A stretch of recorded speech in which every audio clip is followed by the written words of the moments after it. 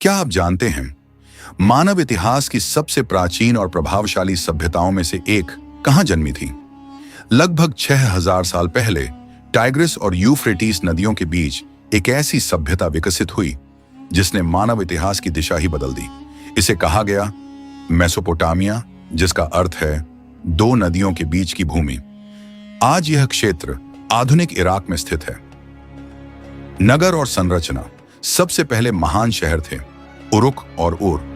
इनमें से उर व्यापार और धार्मिक केंद्र के रूप में प्रसिद्ध था। समय के साथ लगाश और बेबीलोन जैसे नगर भी विकसित हुए, जहां राजा हम्मुराबी का शासन स्थापित हुआ। इन नगरों की पहचान थी विशाल जिगुरात मंदिर, ऊंची इमारतें और सुव्यवस्थित सड़कें। मेसोपोटामिया के लोग अपने देवताओं की पूजा करते थे। जिगुरात केवल पूजा का स्थान नहीं था, बल्कि प्रशासन और सामाजिक जीवन का भी केंद्र था। उनका विश्वास था कि देवता धरती और आकाश दोनों में निवास करते हैं, इसीलिए मंदिर ऊंचे बनाए जाते थे। लेखन क्यूनिफॉर्म। मेसोपोटामिया की सबसे महान उपलब्धियों में से एक थी लेखन कला का विकास। वे मिट्टी की तख्तियों पर नुकीली लकड़ी यानी स्टाइलस से लिखा करते थे। क्यूनिफॉर्म लिपि का प्रयोग केवल व्यापार और प्रशासन तक सीमित नहीं था, बल्कि धार्मिक, साहित्यिक और ऐतिहासिक लेखन में भी होता था। इसी लेखन प्रणाली के कारण आज हमें उनके जीवन, व्यापार और कानून के बारे में विस्तृत जानकारी मिलती है।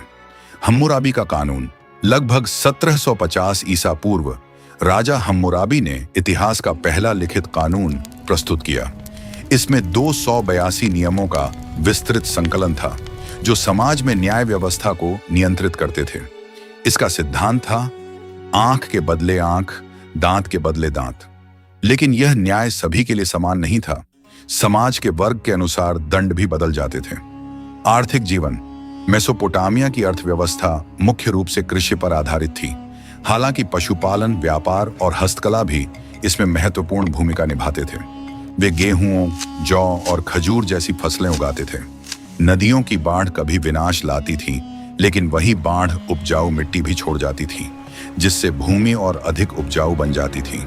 इसी कारण उन्होंने नहरों और बांधों के माध्यम से जल को नियंत्रित कर दूर दूर तक खेतों तक पहुंचाने की उन्नत सिंचाई व्यवस्था विकसित की।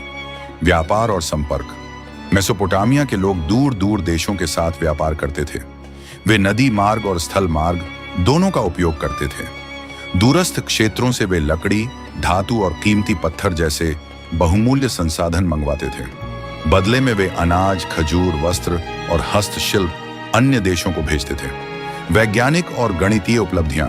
मेसोपोटामिया में 60 आधारित गणना पद्धति विकसित हुई, जिसके कारण आज हम 60 सेकंड बराबर 1 मिनट और 60 मिनट बराबर 1 घंटा मानते हैं। इसी सभ्यता ने 360 डिग्री का वृत्त भी विकसित किया, जिसका उपयोग आज भी गणित और विज्ञान में किया जाता है।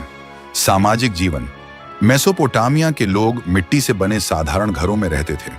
पुरुष साधारण वस्त्र पहनते थे, जबकि महिलाएं आभूषण और गहनों से स्वयं को सजाती थीं। समाज में स्पष्ट वर्ग विभाजन था, जहां सबसे ऊपर राजा और पुजारी होते थे और सबसे नीचे किसान तथा गुलाम। पतंग के कारण समय के साथ लगातार आक्रमण, विनाशकारी युद्ध और प्राकृतिक आपदाओं ने इस महान सभ्यता को भीतर से कमजोर कर दिया।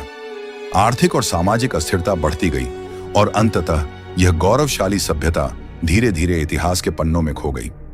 निष्कर्ष। मेसोपोटामिया ने मानवता को अमूल्य देन दी। लेखन और कानून, गणित और समय मापन, नगर निर्माण और सामाजिक संगठन। इन उपलब्धियों ने आने वाली सभ्यताओं की नींव रखी और मानव विकास की दिशा तय की। इसी कारण मेसोपोटामिया को मानव इतिहास की सबसे प्रारंभिक और प्रभावशाली सभ्यताओं में गिना जाता है।